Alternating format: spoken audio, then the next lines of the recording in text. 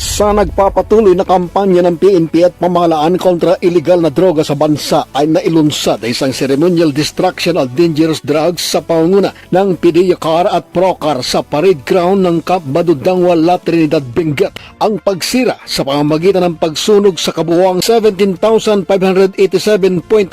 kilograms ng dried marijuana plants, stalks and fruiting tops na may total amount na 2,110,482 pesos ay pinangunahan ni PDEACAR Regional Director Martin Francia, ilang matataas na opisyal ng Police Regional Office Cordillera Administrative Region kung saan ay nakamonitor din ang Assistant Regional Chief of the Regional Forensic Unit ng CAR, DOJ Representative AMB CAR at iba pang mga grupo na nagbigay suporta sa nailunsad na aktibidad. Ang pagsira ng mga operatiba sa naturang bilang at halaga ng mga pinatuyong down ng marijuana ay bahagi ng official destruction process na isinasagawa ng mga operatiba ng PDEA bilang pagpapakita ng seryosong hakbang ng ahensya kontra illegal na droga sa Cordillera. Ayon sa mga otoridad, ang mga sinirang mga illegal na droga sa nasabing ceremonial destruction ay bahagi ng mga nakumpiskang mga kontrabando mula sa magkakahiwalay na anti-illegal drug operation ng mga miyembro ng Benguet Police Provincial Office kung saan ay nailunsad ang high-impact buy-bust operation sa Barangay Tawang at Barangay Silan sa bayan ng La Trinidad, Benguet. Paliwanag pa ng mga opisyal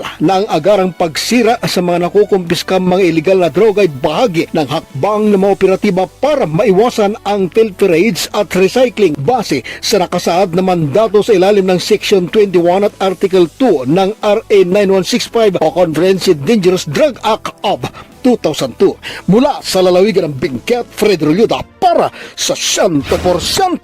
balita.